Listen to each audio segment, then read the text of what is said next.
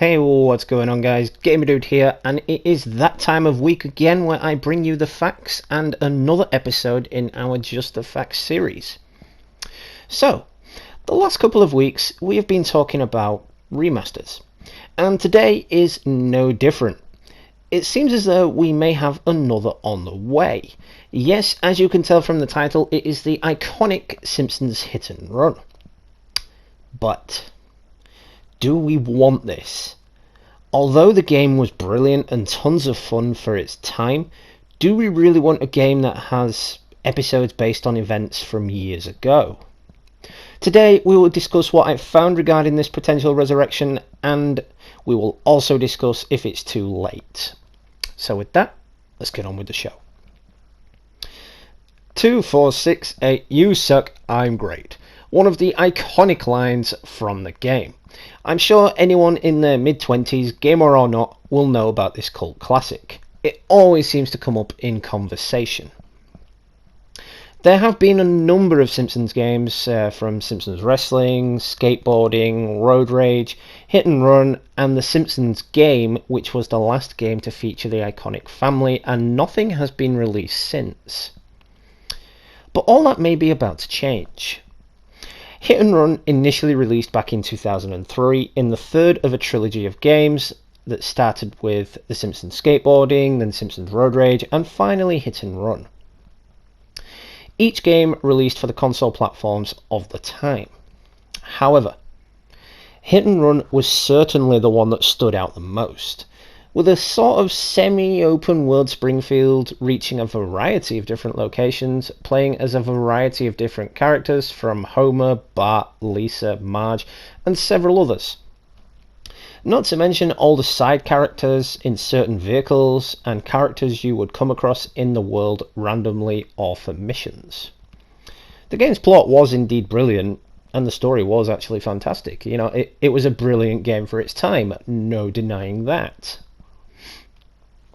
So, Saraldi is now the Director of Development at Hothead Games, and he went into a little detail telling the company Lad Bible why he believed that the game was something special. He goes on to say, "When you make something, sometimes you know you've made something special. This was one of the ones that we knew would hit the mark." He explains, "We didn't know it was going to sell as well as it did. We had high hopes, but it definitely hit its expectations. Hit and Run actually sold 3 million copies worldwide per console." So if you think about it, that is 1 million copies per console, basically, because it was released for the Xbox, the PS2, and the GameCube. So that's 1 million copies per console. So that's brilliant if you think about it. But it definitely still holds a place in many people's hearts, thanks to a healthy dose of nostalgia. But is it really what we need? Although the nostalgia train has been trending a lot lately, I'm losing my words again. It has been trending a lot lately, with several devs remastering older titles for current gen platforms. But again, is this really what us gamers want? Although, I'm not going to deny, it would be brilliant to play this cult classic in full 4K HD. I mean, I feel as though the game's past its time though, because the game itself features content from episodes of The Simpsons from that era. And most kids of today, even people in their 20s or 30s who know The Simpsons, will have probably forgotten episodes from that era or haven't even seen them. So, it's going to be a game based on events where everyone's like, when did this happen? Who is that character?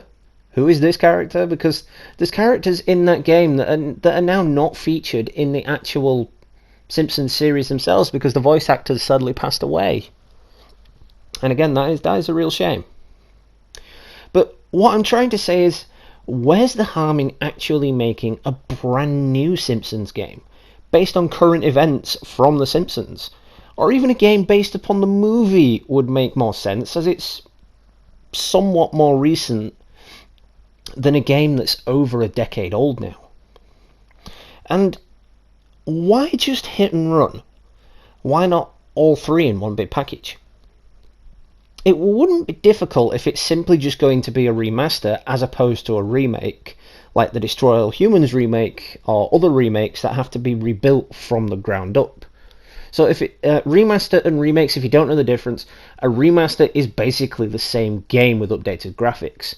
A remake means the game has to be completely rewritten and rebuilt from the ground up, back to coding, really, back to the drawing board. It's like they're making it all over again. But it all seems a little strange that this has popped up all of a sudden after so many years of silence from Simpsons games. I mean, I'm not sure when the Simpsons game came out. I know it was around about the same time the movie came out, but I'm not too sure on the date, so I'm not going to say anything. If you guys know, do let me know in the comments.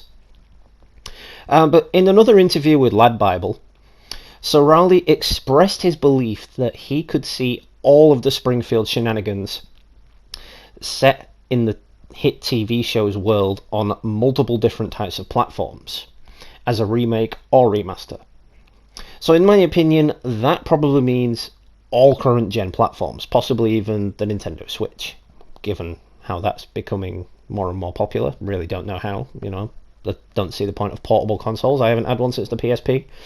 Anyway, he continues to say, it would have to take the parties who are in charge of the property, which way back then it was Activision, so I can only assume that's who he means, to want that to happen, and someone out there to decide that they were going to go out and actually do it. But absolutely, it would be fun to explore those characters again and that universe again. But I come back to my point. Do we really need it? Is it something that gamers today would enjoy? I mean, I certainly do enjoy playing it every so often on the PS2, but if it's on next-gen platforms, will it really feel as nostalgic? Will it really feel like the same game?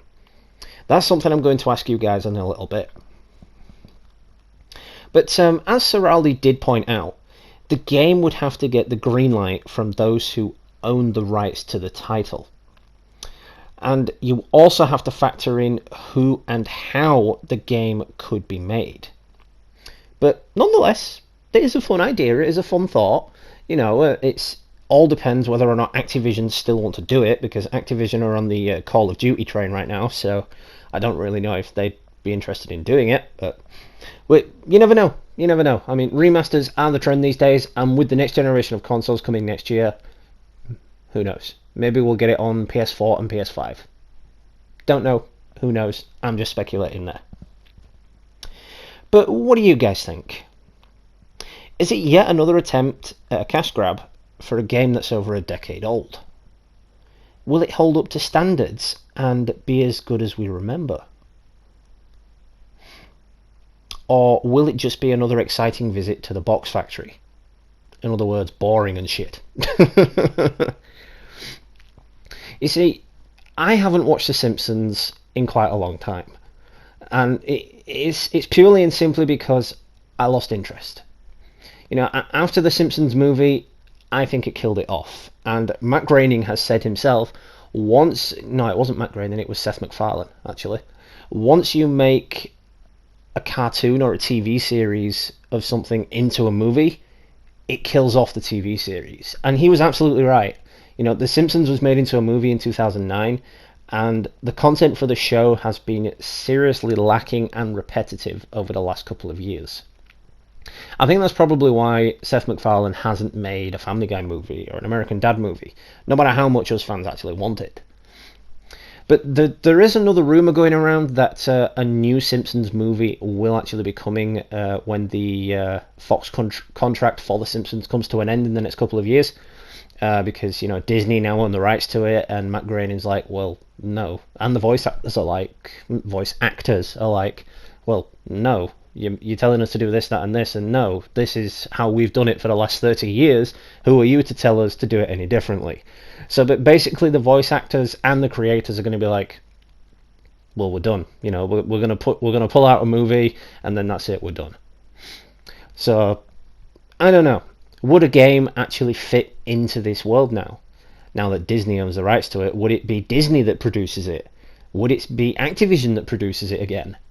We just don't know. We just don't know enough. I mean, the fact is, I've brought this to you this week because Simpsons Hit and Run held a special place in my heart. When I was a kid, I loved Simpsons Hit and Run. I would always play Simpsons Hit and Run. No matter how many times I finished it, I would always go back to it. And you know, for a game of its day, it really did have replay value. I mean, there was all the collector's cards, there was all the special vehicles and secret vehicles you could find, and there were several different vehicles hidden throughout the levels, which is what made it fun. And I think if it does come back, yes, it will feel great for all of 10 minutes. And it probably will sell again, yes, I'm not going to deny. But I just think it'll sell short. I think people will play it and then they'll be like, meh. Because it's not technically the original game, really. The original game is what gives us the nostalgic feel. The original game is what gets us all going, really. It's what we all enjoyed, and for them to just bring it back and shove it on us, it's like, here you go, the original didn't matter, here's a new one. Well, not technically a new one, but you know what I mean. So yeah, just again, let me know what you guys think in the comments below. Do you think it's a good idea? Do you think it's going to fail? Or again, as I said, do you think it's just going to be another cash grab? But anyway, that is it for this episode. I hope you all enjoyed it. And I hope I've expanded your gaming knowledge and given you an inside look into this potential resurrection.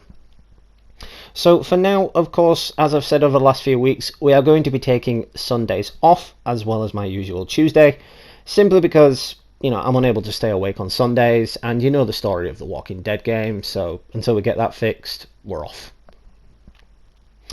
Anyway, shout out to all subscribers, old and new. We are now at 978.